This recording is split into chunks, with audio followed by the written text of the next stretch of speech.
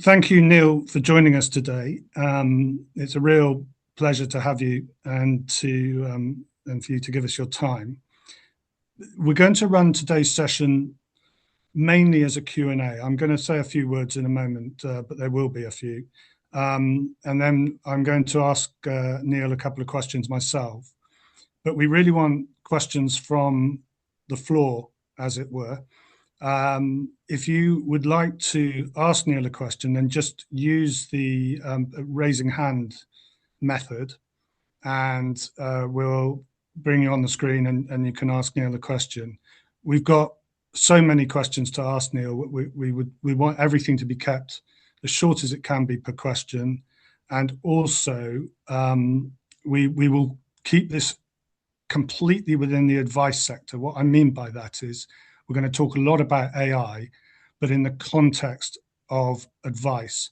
So questions like, does Neil think that AI is conscious, would probably not work in this particular session. This is all about how AI is going to affect advice in the future. Just before I hand over to Neil or ask the first question that I've got that I would love to hear Neil's answer, I just want to say a general word about where we see things at the moment. We think with substantial reason, I believe, that we are within months of agentic AI financial advisors coming into the market. Now, months might be 24 months, or it might be 6 months. Coming into the market might mean that they're there with capability, but because of regulatory barriers in particular, are not particularly active. But what we are certain of is that the capability for an AI entity to act as if it were a human advisor will be with us very soon. There is an argument to say the capability is already here. Looking forwards, the cost of these advisors is likely to be to their clients somewhere in the region of £20 to £50 per month. So we are suggesting that has a profound impact on every single person in the advice sector today, not in 3 years, 5 years, 10 years, now. And this is a core theme for us. So I think that is the backdrop upon which we are looking to try and stretch the conversation out and to get Neil's expertise to help the community of advisors, which is now building very rapidly under the 8MD's banner. So over to you, Neil. Before I ask my first question, I don't know if you wanted to do a brief intro of yourself. Sure, I'll try and keep it brief, but I've been in the space for 20 years. My claim to fame, I suppose, started with IBM Watson, which was the computer that played the American game Jeopardy against the two best champions at the time. And that was back in February of 2011. And most people consider that the trigger point for the start of the AI wave that we're in. If you just even flash back to that, 2011, that was 15 years ago, right? That's how long we've been already in these things. And so we talk about, what's the future, what's going on? We're actually very much living in it. Children under 5 today will have never known a world without AI. And, since then, I serve as the United Nations AI advisor, and I helped create the AI for Good initiative. So I've helped organizations around the world. And right now, I can tell you that the financial services industry is really become gung-ho and committed to AI, in part, not just efficiencies, but also in part that there's actually increasing pressure from regulators now to use some of these technologies for financial education, for fraud detection, or instituting more things like fairness, such as in like residential mortgages. So It's not a question of anymore of if we should be using AI and how. It's a question of more where and how fast. Would it help? I think it would certainly help me. At the moment, my concern is that there is a misunderstanding that is arising from the move from large language models to agentic AI. In other words, and tell me if you think this is incorrect, please. In other words, a lot of people are judging the current models, which are large language models, without realizing that agentic AI is arguably not just an iteration, but is a completely different thing that is coming off the back of the large language models. And we are at the very beginnings of the agentic AI revolution, if you like, or evolution. And I was alarmed, well, not alarmed, but I was taken aback by, I think 5th of February is a very important date, wasn't it? Because that was the date that 4.6 with Claude Opus, and also it was the same day that the 5.3 Codex model came out, or the latest iteration of that came. So is it fair to say, therefore, Neil, that we're not really seen anything yet? That seems to be true with a lot of emerging technology, Matthew. For sure. Um, you know, Going back to the start of your question, we kind of became obsessed with large language models. Your Chat GPTs, your Claudes, your Geminis, right? Because it has this very broad access to knowledge. The challenge we saw though with agentic AI is, AI agents work extremely well if they're focused on just doing one task or activity.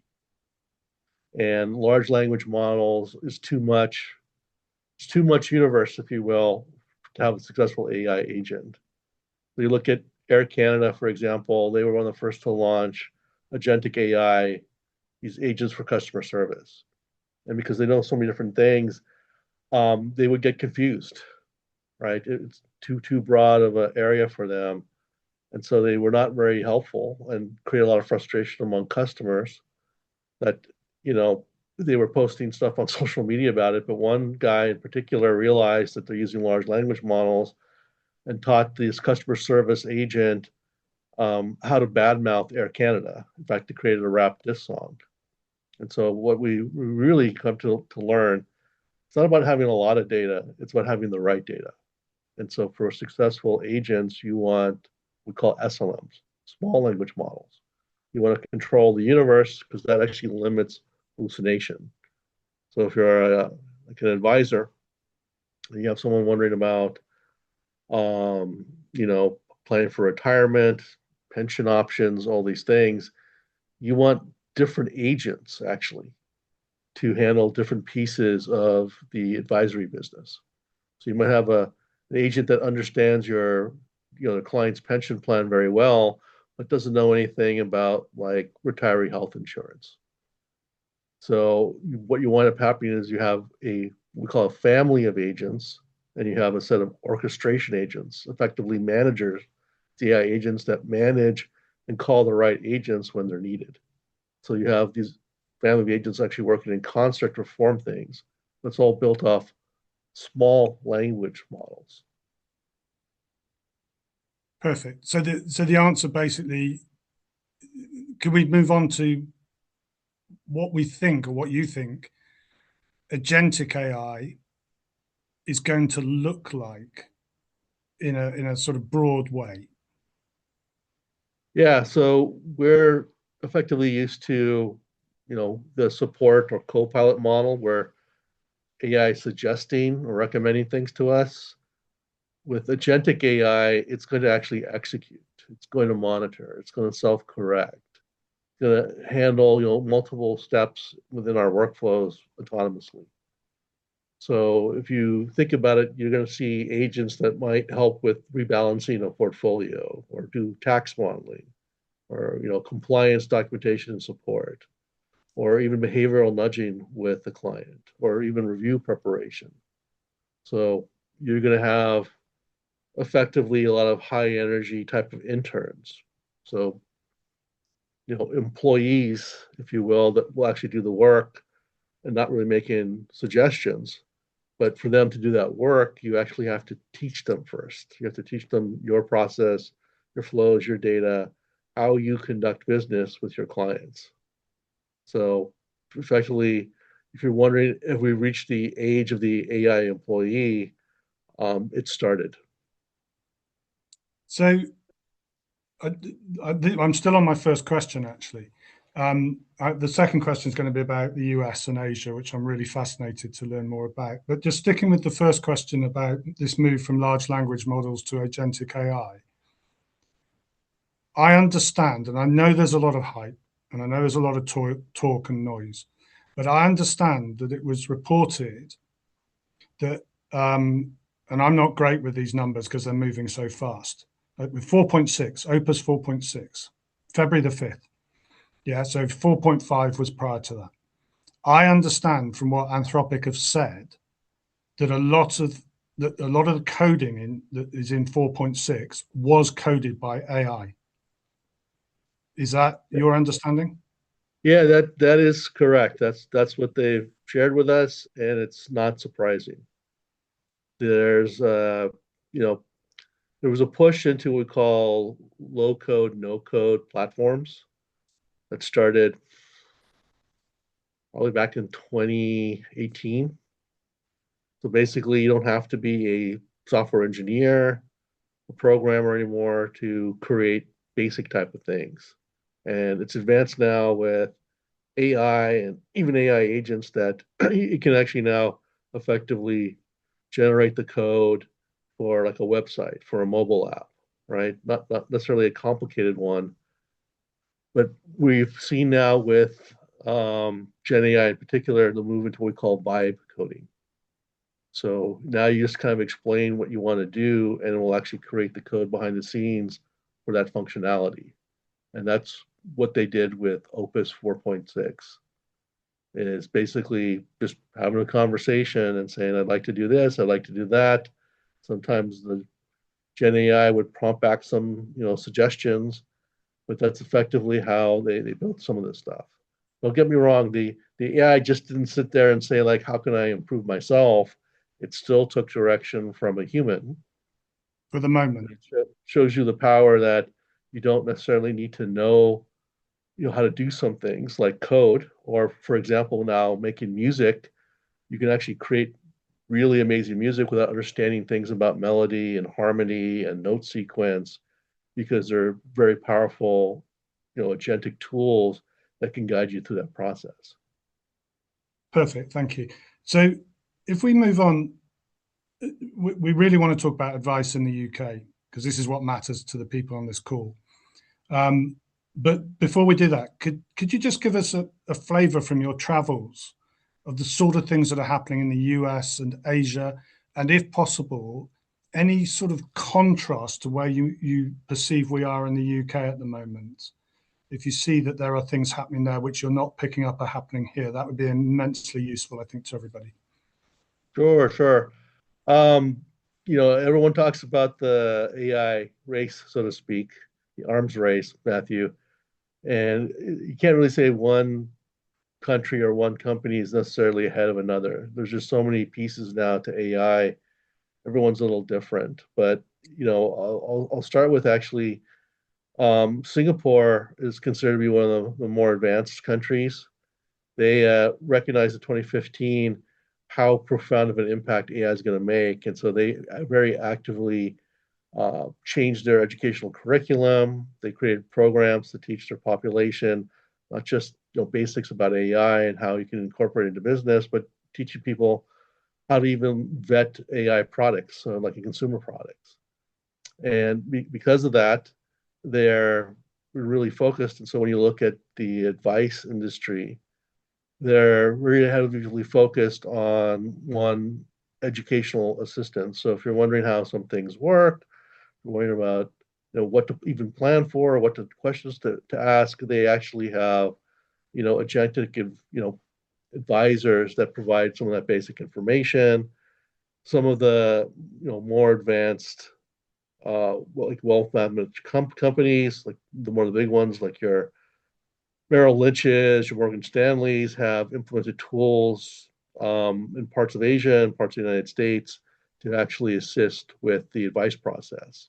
So when you think about things like um, tax sensitivity, portfolio building, scenario planning, even risk assessment or risk tolerance, that they found that these can be a lot more useful. So, like in the US, you're seeing more and more of the advisors using AI tools for risk assessment. Because when you have a conversation with somebody and the market is good, they found that people tend to be more risk seeking than they truly are. And then when the markets take a dip, they tend to panic. And what they found was with a conversation with AI, people are a lot more honest. And as a result, give more honest answers that builds a better risk profile. So for whatever reason, a lot of people feel like when they share something with AI, they're not being judged. So they're more forthcoming about debts, sensitivity, volatility, that this has allowed the advisors to build more strategically aligned portfolios based off of real, more, I should say real, but more accurate risk assessment. So those are just a few of the things that are actually going on right now. And we think we're going to see a starburst explosion, at least from my work with the bigger firms, in terms of not just automating some of these processes, but effectively trying to create a financial concierge that supports the advisor and is available to clients 24/7. You touched on something there which fascinates me and is a conversation I have most days with somebody somewhere. So I have lots of mantras and probably bore people to death with them. But for me, the thing that worries me about the future is not AI, it's humans. AI I'm happy with. Humans cause me problems. So what you touched on there though is this idea of that AI will never be able to replace the human connection. It won't be empathetic, for example. And I've thought for a long time that it's possible that AI will actually be more advanced in that area than any human advisor, because, and I've tested this myself with AI, and I'm not talking about today, I'm looking future orientated. AI does not apply judgment. It does not have or should not have biases within it. It should not have behavioral traits which can be negative to viewing somebody else and so on, because we all bring a lot of baggage into our view of other people. So just on that particular point, because a lot of people think, oh, well, AI can't replace the sort of close client relationship. Do you think that's probably mistaken as a view that it can replace that? That's a great question, Matthew. And I would say that partially it actually can. And that's a surprise to a lot of people. It'll never fully replace it. Because when we think about it, AI can actually simulate empathy, but it can't assume responsibility. So that's really where the human edge comes in. Is this move from more emotion to accountability. We've already seen that AI is much better at recognizing the emotional state of a person than another human being can do. Right? There are 2,000 points on your face alone that recognize, or a lie, for example, or indicate a lie. The best human can see about 7 to 12 of them in real time. AI can see all 2,000. Right? It's listening to the inflection of your voice. It's analyzing your word choice using neurolinguistics. It's taking lots and lots of data that we just can't process, especially in real time, to make these decisions. And so we found that AI, as a result, is better at determining the emotional state of the person and even capturing when they dynamically change, when they might go from happy to angry, right? And it can simulate a response that we teach it.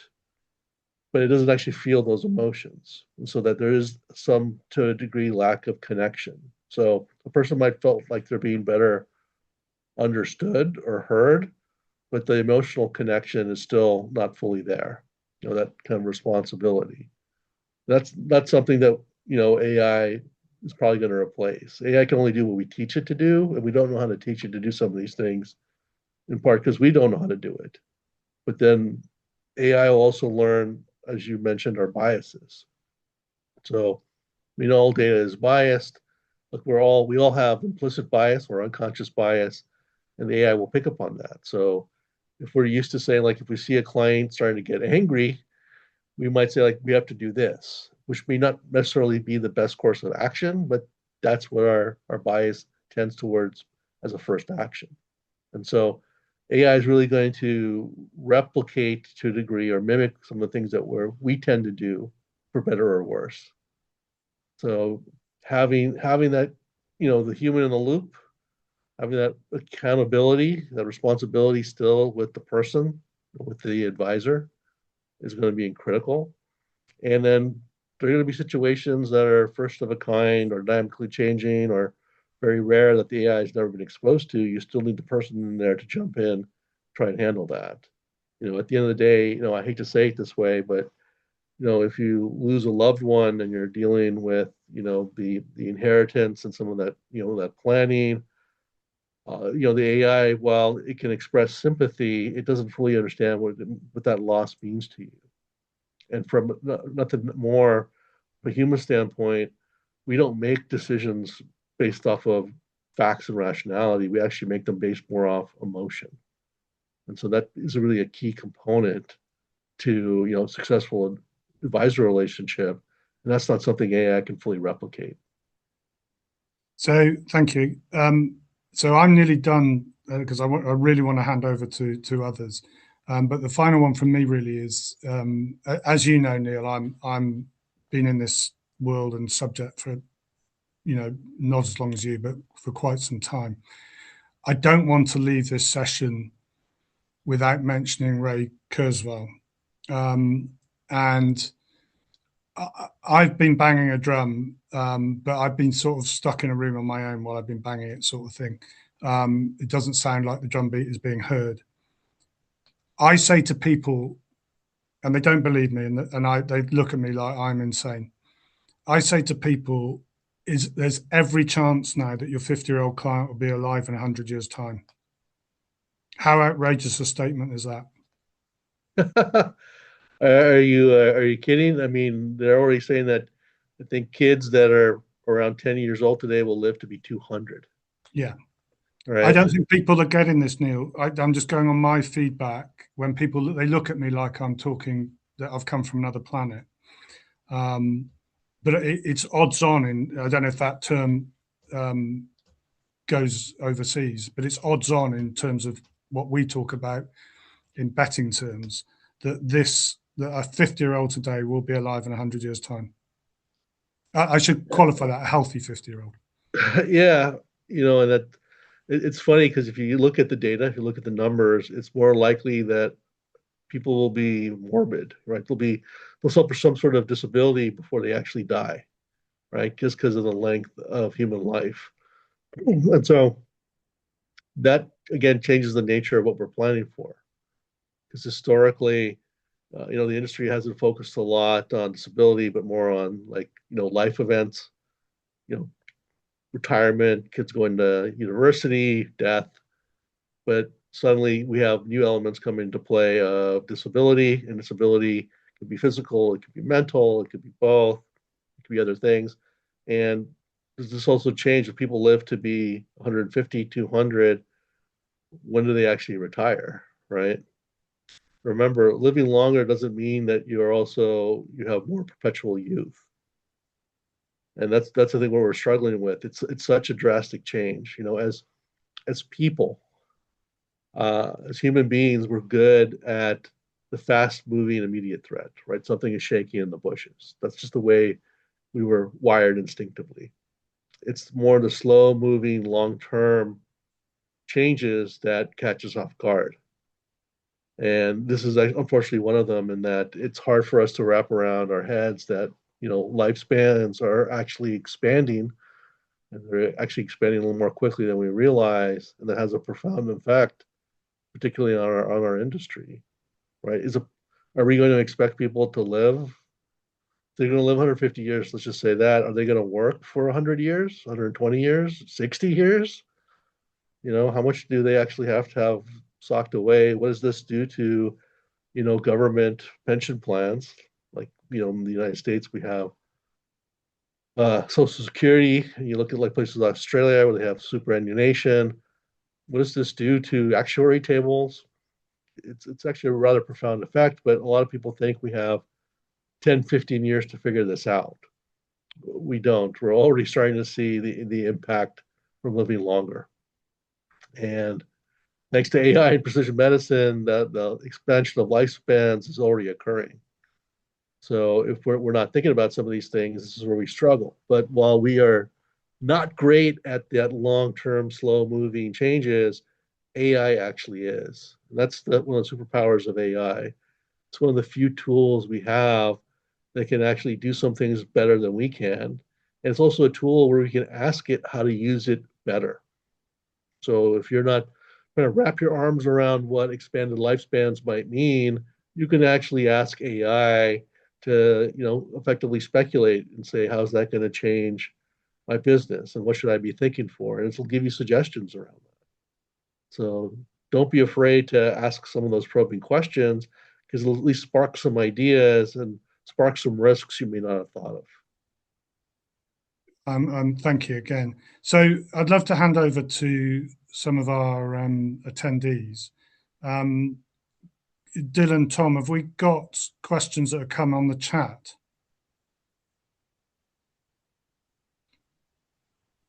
Hi. So, yeah, there's one question in the chat right now, Do you and want to, then sorry to interrupt. and just to say, if anyone wants to ask any questions, you can either use the hand up React, which is in React at the bottom of the screen, and you can raise your hand. We can get you there. If you want to speak using your mic, or if you would like to, you can just use the chat at the bottom and then just type it in there, and we can get to it there. So do you want to read the question we've got? Yeah, sure thing. And say who it's from if you know. So this is from C. Shahar, I think. And it's so how will the FCA regulate agentic AI on process and how it gathers information and gives advice? So, great question. I'm going to tell you the honest and hard truth. They're not fully sure yet. So when you think about the regulatory framework, in the not just the UK but around the world, they're not really fully sure. I mean, they're thinking about data integrity, they're thinking about consumer protection, but the challenge most regulators have is they're reactive organizations.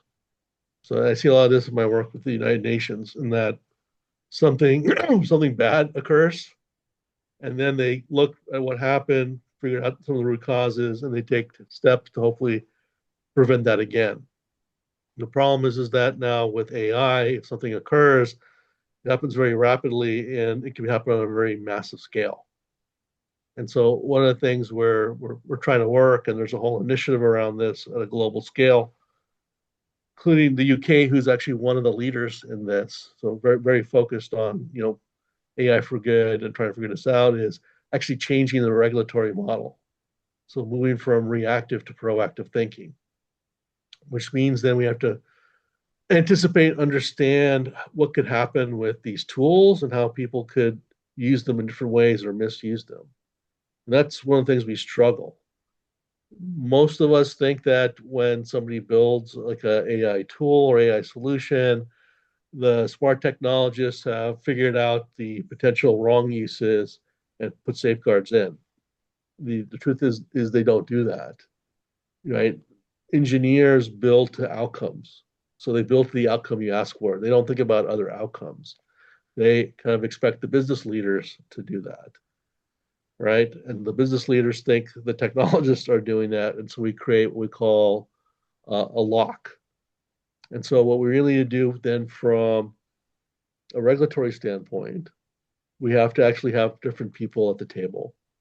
So for FCA, we need the technologists, we need the business folks, we need people that are advisors, we need people that are actually clients, we need academics, we need a lot of different perspectives to actually anticipate what could go wrong. And in some industries, I'm not quite fully there yet in financial services, particularly in advising. It's slowly starting to happen, but that's something that we actually need to do. We need to do here, and it's such a profound change, and it's a people change, which tend to be the hardest to actually push through because we're trying to fix something that right now is technically not broken.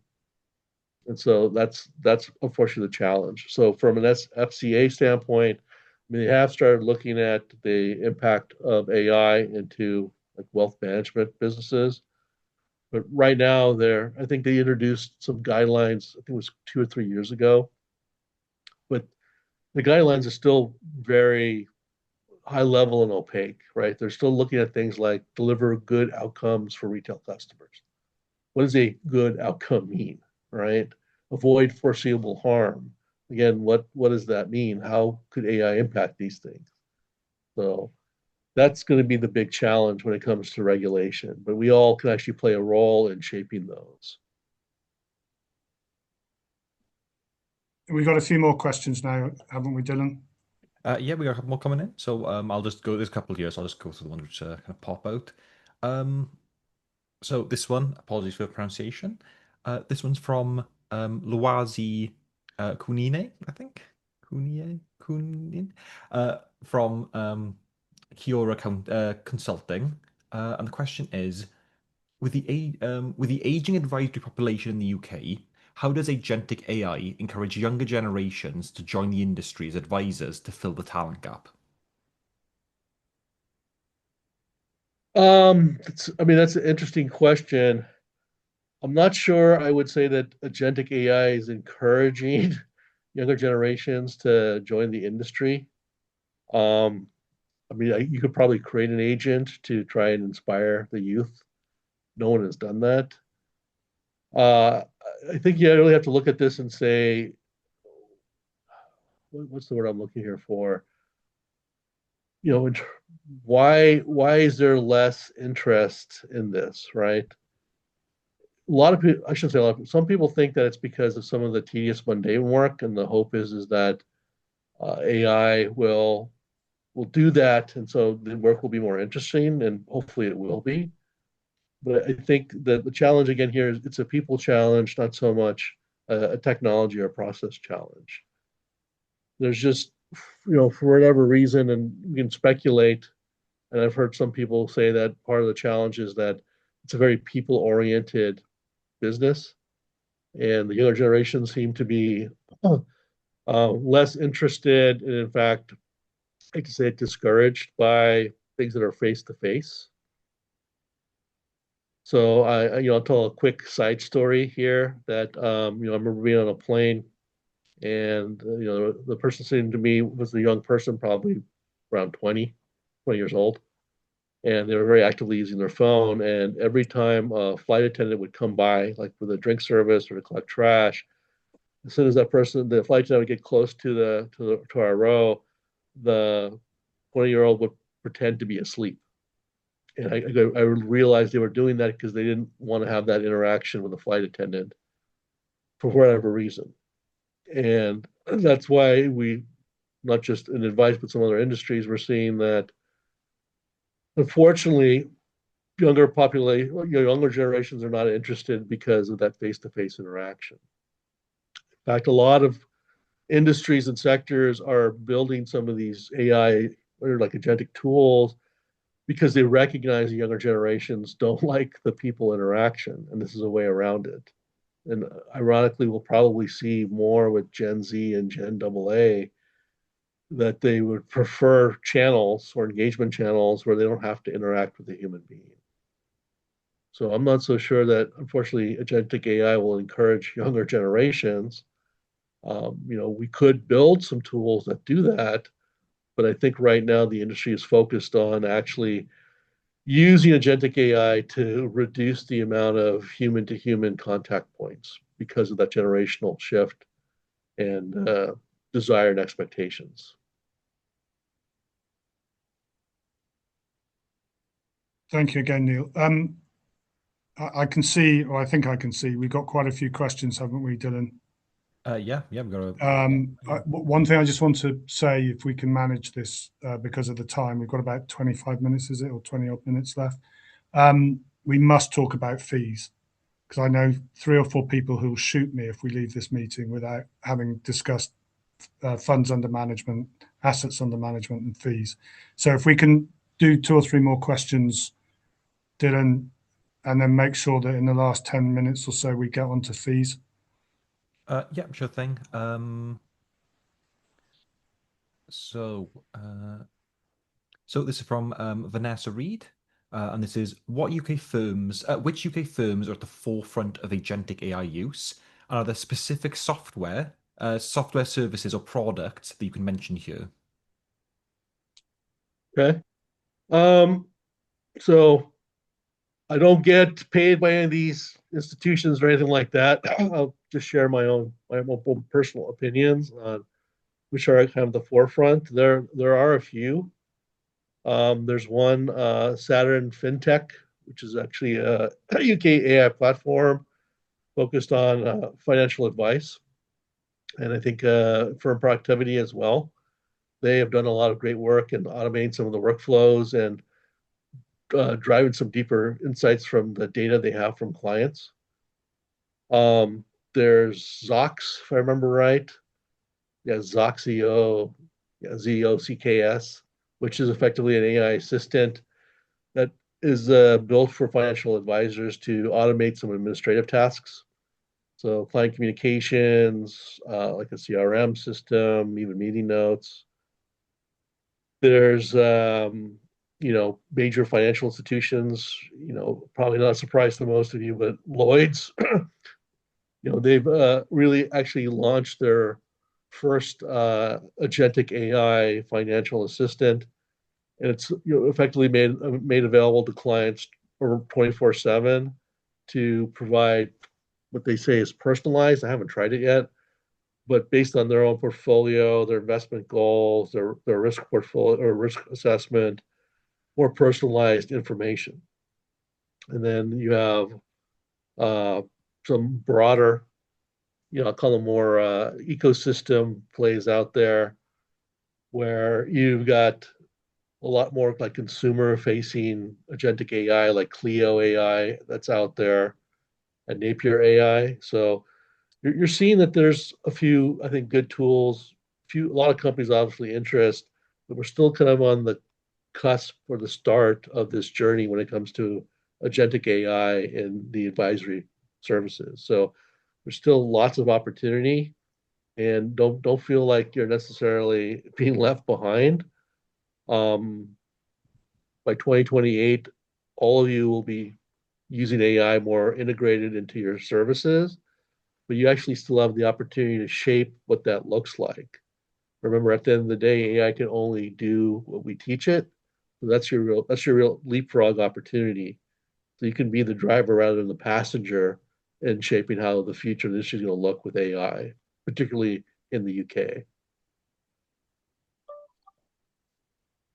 Next question, Dylan, please. Yeah, sure thing. I've got a question here which will relate to fees, so I'll finish off with that. I'll do one more aside from that. Um, just mention if this is retracking over what you said before, we'll move another one. But Jeffrey Hinton, this is from Mike Brown. Jeffrey Hinton, otherwise known as the godfather of AI, is busy warning of the risks of AI not having basic protections put in place at the development stage. Do you share the concerns? And if so, how do you see those risks translating into the advice world? So it's a great question, and I actually know him. He's been nice enough to help us out with some of our AI for Good work.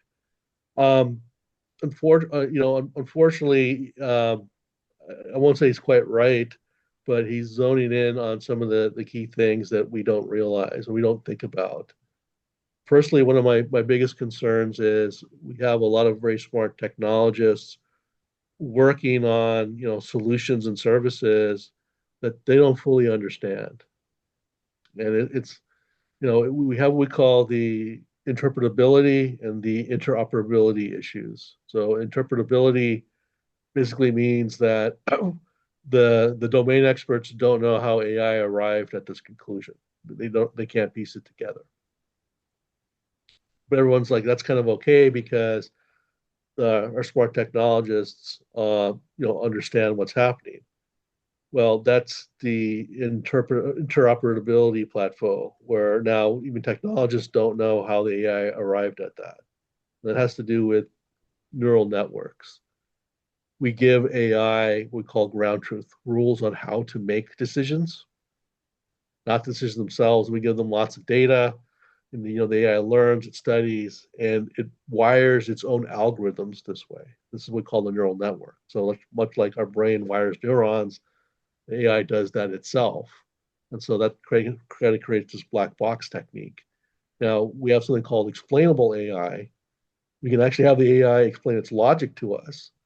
And that's what we tend to do with some solutions in the UN. That's what we did with IBM Watson.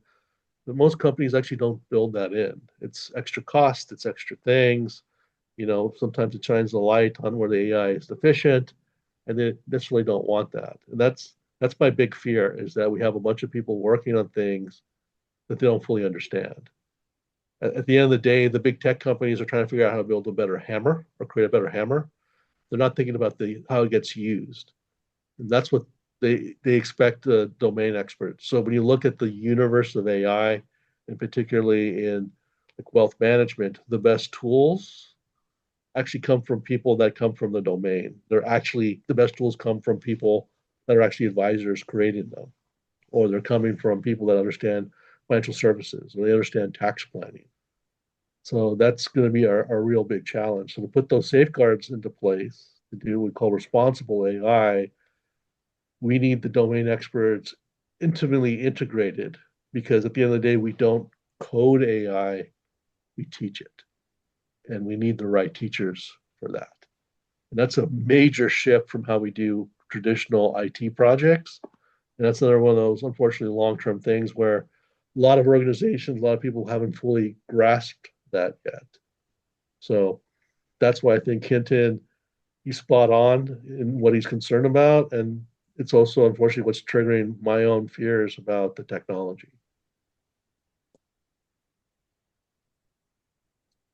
So I think there's a lot to be said in that territory, which probably is for beyond this meeting. We've got whatever we've got left, 20 minutes or so.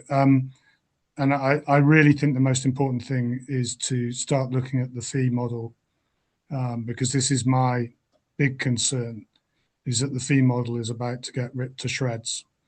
And I don't want to be alarmist, but I do want people to who are going to be affected by this to sort of understand why this prediction is made with confidence. What was the question, Dylan, that was asked about fees? This one is from Sean Wilkinson, and he's saying, "We built decades of trust with an older demographic who value personal relationships over tech. While AI is impressive, I'm not sure our clients are ready for AI to fly the plane just yet. That said, do you think AI's efficiency will inevitably put downwards pressure on our ongoing fee rates? I'd love your thoughts on that tension." That is almost word for word the question I would have asked. So I'll just leave that for you to deal with, Neil. All right. So a great question.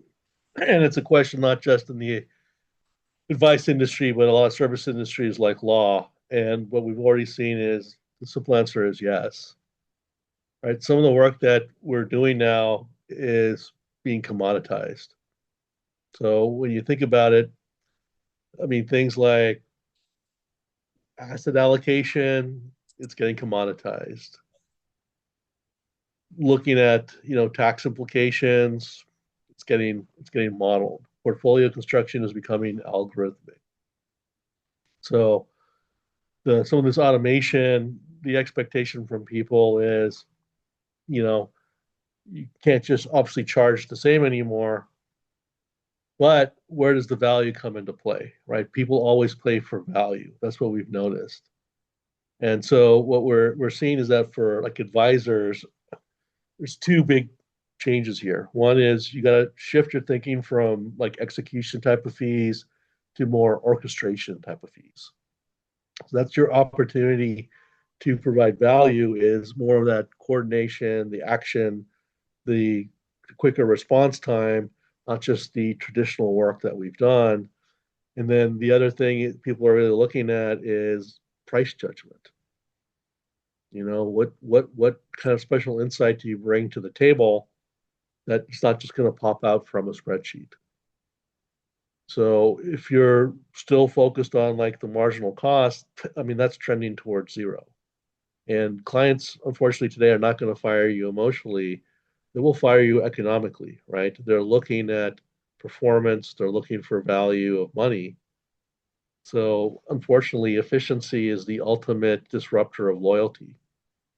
So we've already seen, at some of the bigger institutions, that as like family offices transfer to younger generations or generational wealth goes, even if that family has been with the firm for 50 years, the new folks, they have some different things and different expectations, and they start sending signals out 6 months in advance that they're unhappy, but they're very subtle signals.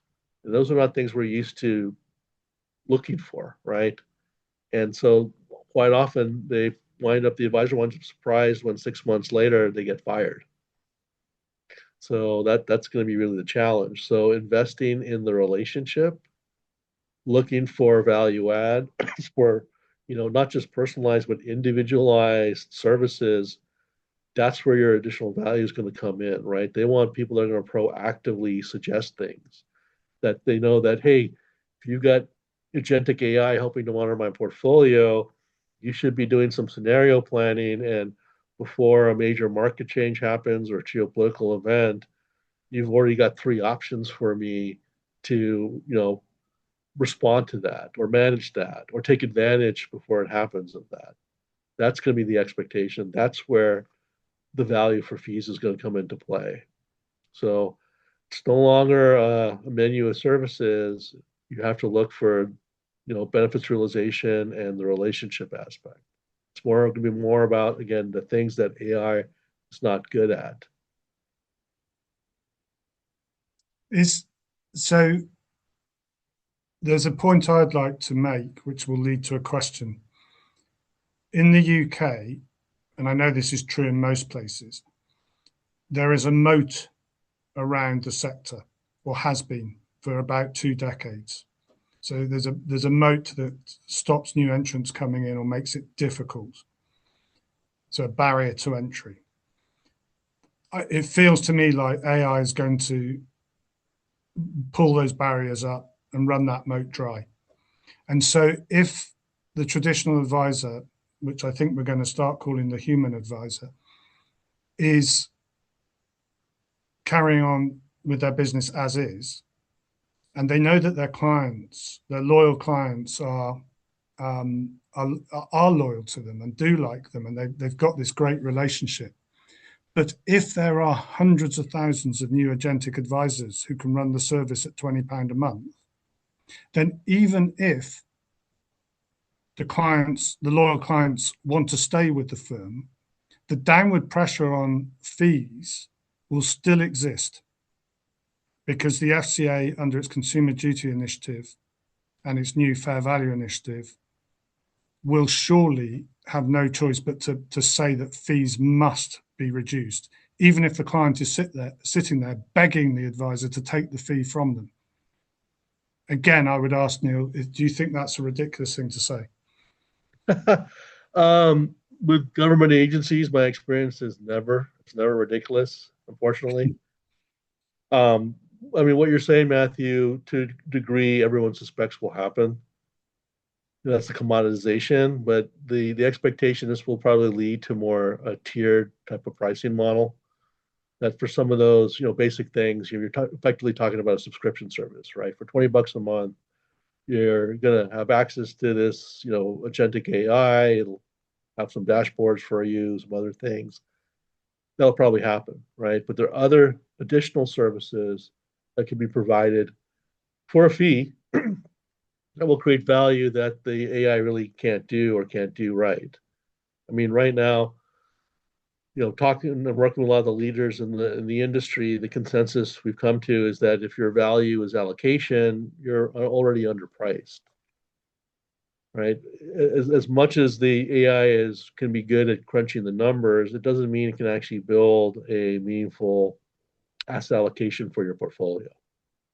And given how dynamically things can change, and again, just the human factor and all this, and knowing that, hey, this person, I might better align with the risks thanks to my AI tools, just based on their personality profile, volatility is going to trigger a panic in them, right? So I got to factor some of these intangibles, these things that we find difficult to measure as part of that. So if you're really good at, allocation, you got a bright future ahead of you. The other thing that we also see is that there's an opportunity to create some new types of products. So when you think about like family offices, we tend to think about very, very large ones for these services. What people are realizing is we can automate and commoditize, some of those services. You could do family office light. So if you have a family, and maybe not necessarily a family office, but they've got, 8 million in assets, it's usually too small, but we could probably supplement some of this with AI so that they don't get the full suite of family office advisement services, but they get, 60% of what we normally offer.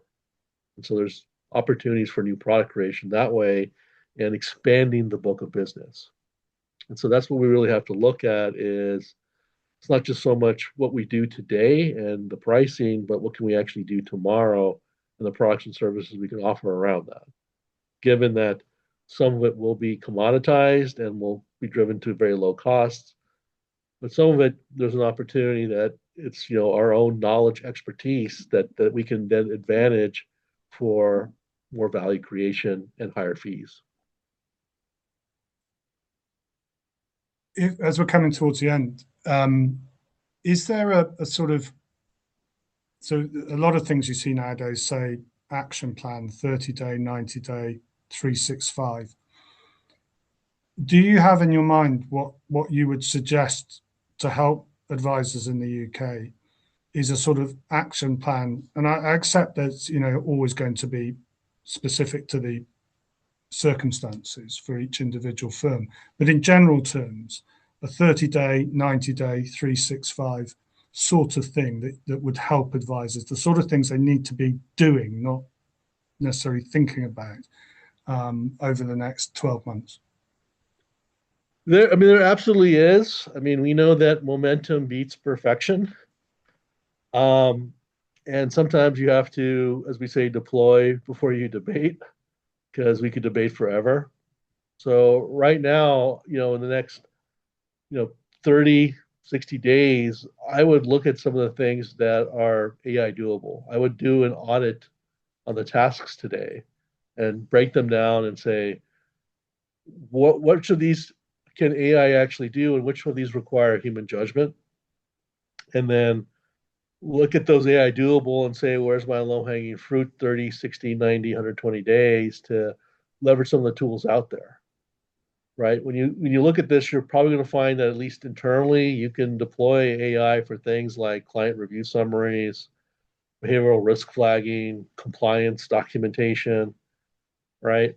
The other thing is, and this is a little more long term, maybe 90-day, 120-day, is you're gonna have to start figuring out how to stress test your models, right? If you were to compress your fees by 50%, right? What does that mean, right? And if you're again obviously worried about revenue, if you saw that compression, could you increase your book of business, your client load by 3 or 4 times, not just compensate for that, but to actually grow your business? And then look at things like even like, onboarding clients, can you be more digital first, especially since that's what younger generations want? Those are a few hanging things you can look at. Depending on the size of your firm and how much of investment you're looking at, some firms are even thinking about should we build our own tools, right? And I always recommend don't build foundation models. Let the big tech companies do that. That's very expensive and time consuming. But think about your workflows, right? That's what you want, proprietary workflows. You want structured data layers, right? You want those unique kind of behavioral frameworks that are specifically for your firm. So it's really your data and your judgment logic that you want to leverage for proprietary things. So don't look at it as you're trying to build the engine, you're just trying to build the cockpit. Those are a few things you can do. And if you're wondering what are some of the options, there's a lot of good resources out there. Remember, you don't understand how the hammer gets created, but you should learn the capabilities of a hammer so you know how to use it. There's a lot of great resources out there. Obviously, I've written a few good books. A little self-serving, I know, but my latest book, AI Activation Code, is a playbook, a tactical playbook for business people on how to actually do this journey and figure out where they can actually use AI within their firms or their companies. And there's lots of other great resources, newsletters, all these things out there. It's going to be a flood, but there's a lot of focus right now on financial services. In fact, I was actually just talking with Financial Executive Association yesterday that they're actually going to launch a podcast called CFO 2028, just to help people in financial services understand the changes and some of the tools that they can actually be using, because that's just how rapidly things change. So get a little bit of education, understand the capabilities, figure out how to apply them, look at your own firm. First step, figure out things that are AI doable and what requires human judgment. That'll help start laying the path for your roadmap on your AI journey. So I think to act as a final question, I'd pose it like this. Artificial intelligence in context of advisors, is it a threat or is it an opportunity? That's a great question, and I'm sure no one will be surprised that it's an opportunity, right? It's not that AI is taking jobs, it's people using AI that's taking jobs. And so it's going to be the advisors and the firms using AI that are going to win this game, right? And more importantly, they're the ones that are going to be shaping this game. So it's not a question of should I be using this? I think it's more of a question of where should I be using this? So we all know that regardless of AI or emerging technology, just the nature of our work changes. The way we do advisement services today is different than 10 years ago. The challenge we have right now is AI is accelerating the pace of change. So we don't, to be honest, have time to wait. I've seen, fortunately, plenty of firms sit and debate and talk about whether they should do something and when, where a smaller competitor with less resources just experimented a bit, did something, and leapfrogged them. So that's the thing. If you're still debating, you are behind. Well, I think that's a perfect place to end. And Neil, it's been an absolute pleasure again speaking with you, and thank you so much, and to your team as well, who've been helped coordinate getting you here today and with us. And I'm fascinated. I love what you're doing. I hope we can come back again and pick up with you in the next few months because this is so fast moving.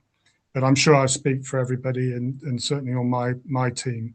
Thank you so much for giving us your time, and it's been brilliant. Thank you, Neil. Well, my pleasure to help, and thanks for having me on, Matthew. No, it's been great. And to all of you who've attended today, again, thank you very much for coming to join us today. We will be doing more, hopefully, over the next few weeks and months. And as I said at the beginning, there will be CPD certificates winging their way to you. If you've got anything you need question-wise or any follow-up, please just reach out to us. We'd be delighted to carry on over the next few days with conversations. So thank you, everybody. I'm going to close the meeting now and see you all soon.